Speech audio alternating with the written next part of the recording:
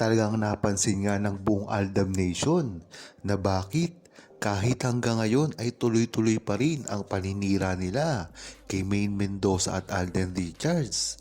Ito kasi ay isang mga napakaganda nilang karir ngayon, lalong-lalo na si Alden Richards na talaga namang pinuputakte ng mga bash dahil na rin sa napakarami na itong ginagawa at nakamit simula ng Aldab. Ito ay ang pagpubigay niya ng mga napakaraming pelikula. Talaga namang hindi niya kasi nagawa noong panahon ng Aldab dahil na rin sa respeto at pagmamahal niya kay Maine Mendoza.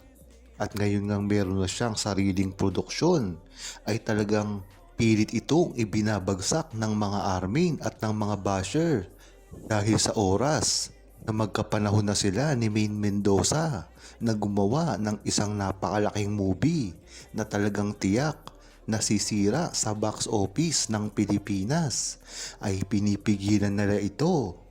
Kaya alam natin na bukong-buko na ang mga armin at ang mga bashers ni Maine Mendoza at Alden Richards.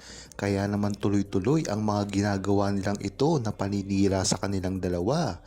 Lalong-lalo na ay hindi na makahabol sa kanila, pati pa ang mga dinidikdikit nila ng mga starlet kay Alden Richards. Talagang napag-iiwanan na nga ito. Kung mapapansin nyo, ang GMA ay gumagawa na naman ng mga panibagong starlet na ikinakabit kay Alden Richards. Ngunit sa history ni Alden Richards ay matagal niya na itong tinatanggihan. Kaya alam natin na tiwala si Maine Mendoza sa kanya kahit magkahiwalay pa sila ng network. Maganda nga ngayon ang ginagawa ni Maine Mendoza at Alden Richards. Ibig sabihin lang nito ay hindi na sila takot na magpakita sa publiko dahil ang takot na ilang ito ay matagal na nila pinangangambahan. Hindi lang kasi ito ang unang pagkakataon na talagang umurong sila pagdating sa kanilang pagsasama at makita sa publiko. Kung matatandaan nyo ay sa simula pa lamang ng Aldab ay talagang iwas na rin sila na makita sa publiko. Kung matatandaan nyo at kayo ay tunay na Aldab Nation, ang pagdidate nila nang makita sila sa isang restaurant. Hindi nila ito pinaalam, ngunit napakaraming larawan ang lumabas na magkasama sila ng pribado.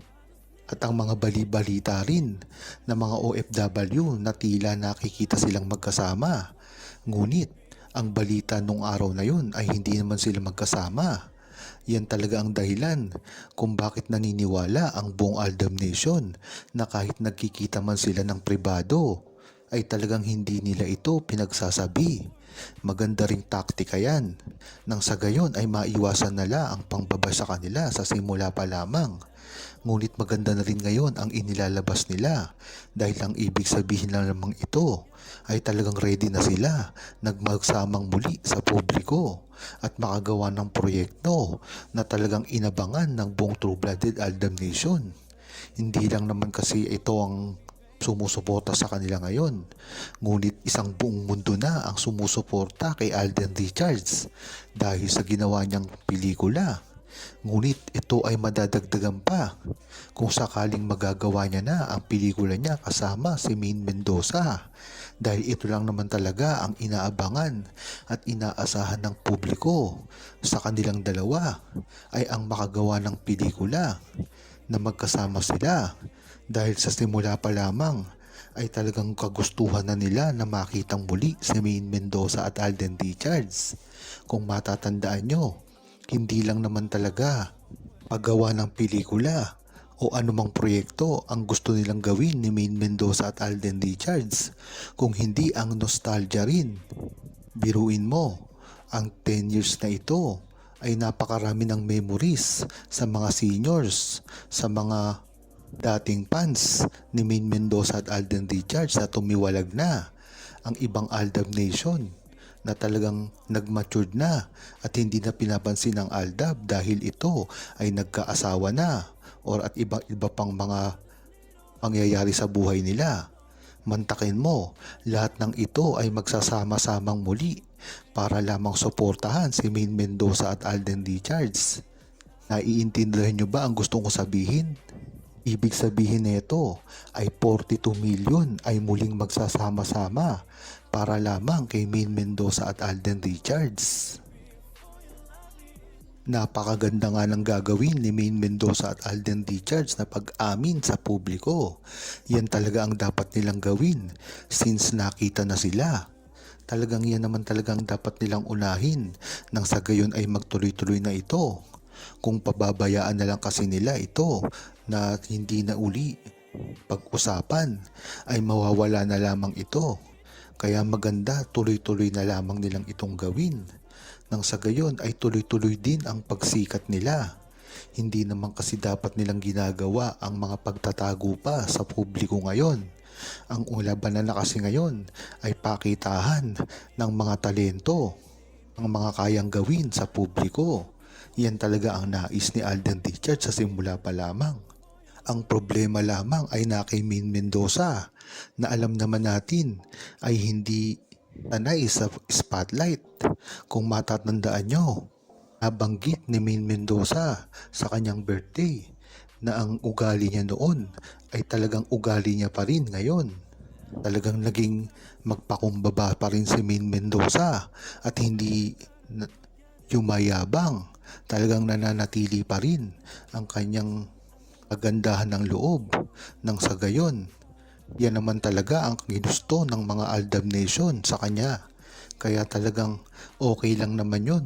Kung ang kagustuhan pa rin ni Maine Mendoza ay kagustuhan niya pa rin ngayon. Ang mahalaga dito ay ang muling pagsasama nila ni Alden Richards sa isang pelikula na talaga namang tatangkilikin at susuportahan ng buong True-Blooded Aldab Nation. At kung matatandaan nyo rin, talagang nagkakasabay sila ni Maine Mendoza ng pagbabakasyon. Kaya talaga ang hinala ng buong Aldab Nation at ng mga malalapit kay Maine Mendoza at Alden Richards na ito ay magbabakasyon kasama si Maine Mendoza. Hindi na rin kasi ito maitatanggi pa dahil nga naman sa mga sumunod na mga araw ay makikita natin kung ano talaga ang balak gawin ni Alden Richards at Maine Mendoza. Gaya nga ng mga taon na nakalipas ay hindi rin ito nalalaman ng buong Aldab Nation at nakakita na lang ito ng mga resibo na talagang sila ay nagsama. Huwag kalimutang mag-subscribe, comment at i-like ang video na ito. Thanks for watching!